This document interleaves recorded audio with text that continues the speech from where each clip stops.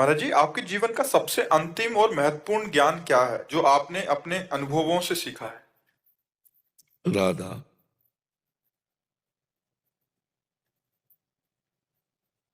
बस राधा अंतिम बोला है ना। हाँ, अब यात्रा पूछते, पड़ाव बीच के पूछते तो आपको बदले के अंतिम राधा, बस राधा महाराज जी, आपके पड़ाव अभी जीवन लीला का है। अभी जैसे पड़ाव जो चल रहा है आपका, इसके बीच का भी क्या? बहुत जीवन तो बहुत बड़ा व्यतीत हुआ ना।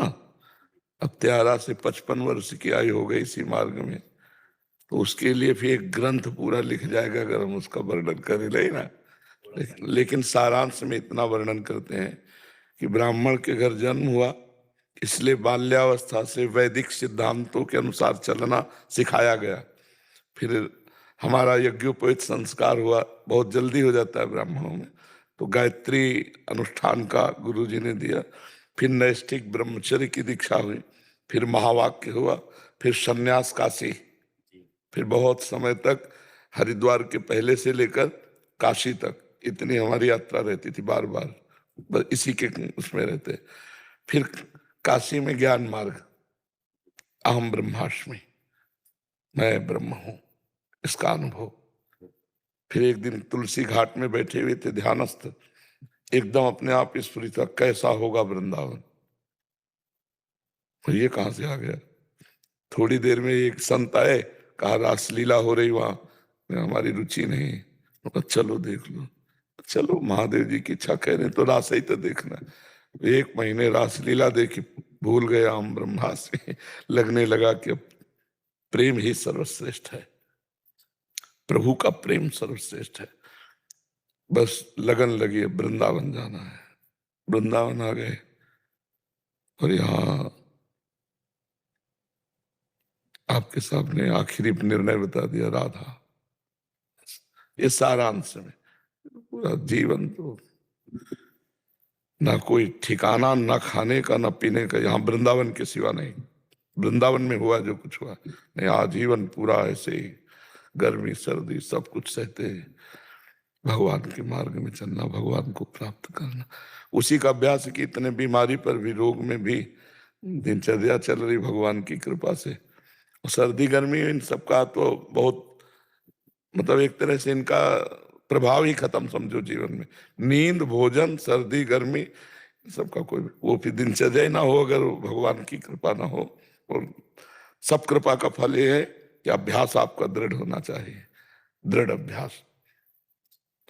हम 6 बजे जगते हैं, उसमें 5 मिनट का अंतर मान सकते हैं कभी, 5 मिनट ओवर या लो, नहीं तो करेक्ट बिल्कुल टाइम पे एकदम ऐसे। आप नींद में जो विश्राम लेते हैं इंद्रियों का, वो संसार का चिंतन छूटता है केवल, समझिए। 6 घंटे आप बेशुद्ध हो गए, संसार का चिंतन नहीं रहा, तो आपकी इंद्रियों में एक नवीन उत्साह आ गया, नवीन बल आ गया। और वही हम जाग कर भगवान के चिंतन से संसार का चिंतन छोड़ देते हैं, तो हमें कितना आनंद होगा।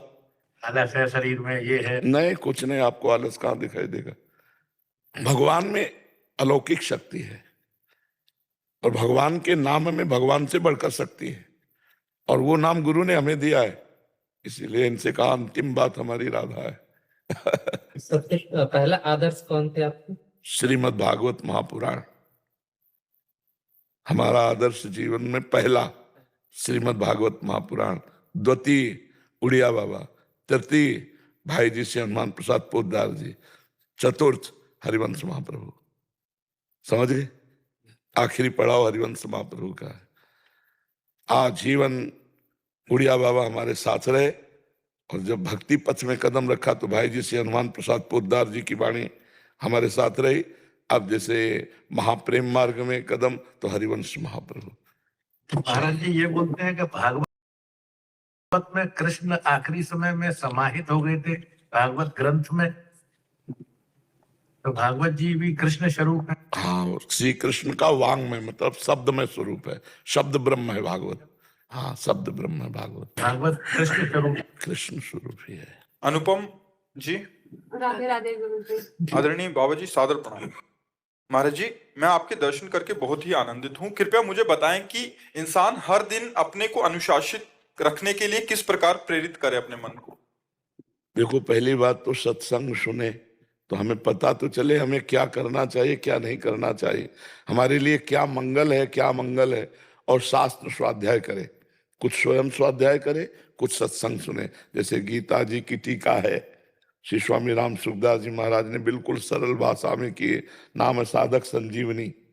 और श्रीमद् भागवत गीता प्रेस से प्रकाशित है 2 खंडों में। तो रोज थोड़ा स्वाध्याय करें, 5 मिनट, 10 मिनट, 1 घंटा, जितना अपने पास समय हो।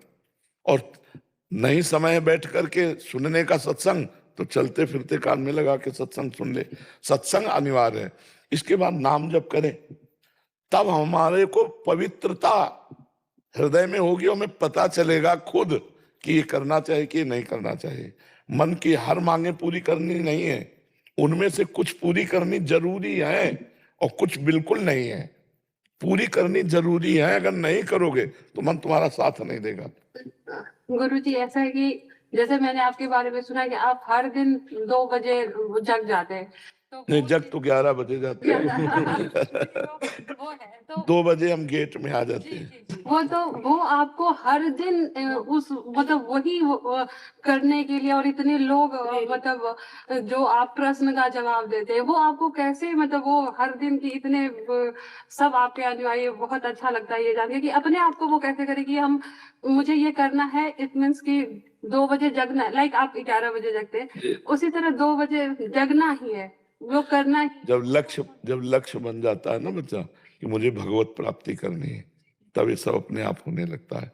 ओवर टाइम भी आप काम करने लगेंगे और आपको थकान नहीं लगेगी, क्योंकि आपके दिमाग में एक संख्या बन गई कि मुझे इतना धन चाहिए, ऐसे मुझे अखिल कोटि ब्रह्मांडों का ईश्वर चाहिए। मैं भगवत, जब बच्चा थे हम, लगभग 13 वर्ष के, तो हमारे मन में एक संकल्प बना था कि अम्मा मरेगी, पिताजी मरेंगे, ये सब मरण धर्मा, प्यार किससे करें हम, मतलब पूर्व जन्म का कुछ रहा होगा, मैं किससे प्यार करूं, कौन अपना है। जिधर देखो वो हमारा मन तुरंत कह देता ये भी मरेगा, तो घबराहट पैदा हो जाती। फिर गांव में हुई भागवत, भागवत सुना, तब लगा श्री कृष्ण भगवान ये अपने हैं, तो अब इनकी प्राप्ति कैसे। तो घर में संत महात्मा आते रहते थे, उनसे सुनते रहते थे। और घर में बड़े भाई भागवत करते थे, घंटा आध घंटा ऐसे, तो गांव के 2-4 लोग बैठ के सुनते शाम के समय। बस सुनते सुनते दिमाग में भगवान की प्राप्ति, बस घर से निकल पड़े। वही लक्ष्य पूरे जीवन। आज 55 वर्ष की आयु होगी, तो पूरा जीवन एक दिन चल जा। कभी ऐसा नहीं हुआ, 10-5 मिनट की बात अलग है कि औने पौने ऐसे, ऐसा नहीं हुआ कि बड़े आराम से हम सो रहे हैं, आप तो 2 घंटे लेट हो गए, 3, कभी नहीं जी। आपके बारे में ये सुना कि आप हमेशा मथुरा में ही रहते हैं। हाँ, वृंदावन में, हाँ वृंदावन। जी। तो आपको कभी ऐसा नहीं लगता कि घूमना चाहिए या ऐसा? लोग घूमते हैं। जैसे सब लोग हमें जो कुछ दिखाई देता उससे बढ़िया ही संसार में है ही नहीं, तो क्या बताएं जी आप बताओ। जैसे आपको संसार की सबसे सुंदर चीज मिल जाए, तो फिर आप देखना चाहेंगे क्या? आपको यही लगेगा कि कोई ये जान न पावे। आपको अपनी मनचाही वस्तु से बढ़कर सुंदर मिल जाए कोई, तो फिर आप सारा समय उसी के साथ बिताना चाहेंगे, या स्थान हो, या वस्तु, या व्यक्ति हो। तो हम ऐसी सुंदर जगह में रहते हैं, वृंदावन आंतरिक, और ऐसे सुंदर प्रिया और प्रीतम कि अब कुछ देखने की इच्छा ही नहीं होती है। नजरों से नजरें नहीं हटती, नजारे अब